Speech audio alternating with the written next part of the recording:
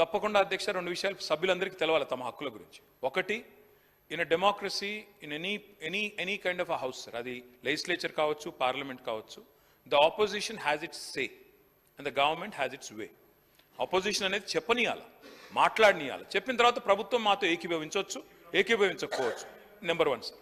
రెండోది సార్, వారు అన్నారు ప్రజాపాలన డెమోక్రటిక్గా చేస్తాం sir. The essence of democracy is discussion, debate and dissent. 3 ఉంటాయి సార్. డిస్కస్ చేయాలి, డిబేట్ చేయాలి, ఒకవేళ నచ్చకపోతే ఆ సంతృప్తికరంగా లేకపోతే డిసెంట్ చేయాలి, తప్పదు. మేము what we are exercising is our right in democracy. మేమేం అడిగాం సార్, మా former minister and senior legislator Gangula Kamalakar గారు ఏమన్నారు, నేను చెప్పింది తప్పైతే రాజీనామా చేసిపోతా దాకా చెప్పారు. ఆయన ఏమన్నారు సార్, 6.5 లక్షల కొత్త కార్డులు, 6,47,000 కార్డులు 2016 సంవత్సరంలో 31,000 కార్డులు ఇచ్చాము, 31,196. 2017లో 19,119 కార్డులు ఇచ్చాము. 2018లో 1,67,601 కార్డులు ఇచ్చాము. 2019లో 99,570 కార్డులు వచ్చినాయి.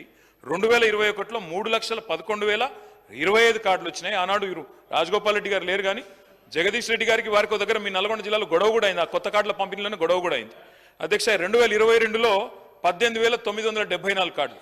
What we have said Uttam Kumar Reddy గారు, మీరు ఒక్క కార్డు కూడా ఇయ్యలేదు అని మాట్లాడితే కొంతమంది సభ్యులు కమలాకర్ గారు మాట్లాడియండి సార్, వారు సమాధానం ఇచ్చారు. ఒకటి. రెండవది, మేమేమన్నాం అధ్యక్ష, కమలాకర్ గారు ఏమన్నారు, మీరు వరి ధాన్యం విషయంలో మీరు చెప్పారు, ఏం చెప్పినారు, మీ మేనిఫెస్టో శ్రీధర్ బాబు గారు చైర్మన్ దీనికి, ఇందులో స్పష్టంగా వరి ధాన్యం 2183 దేనిస్తారు, దొడ్డు బియ్యం ఎంఎస్పి. చాలా మంది సభ్యులకు తెలియకపోవచ్చు, దొడ్డు బియ్యం ఎంఎస్పి 2,183, సన్నవడ్ల ఎంఎస్పి దానికి ఇంకో 20 రూపాయలు ఎక్కువ ఉంటది.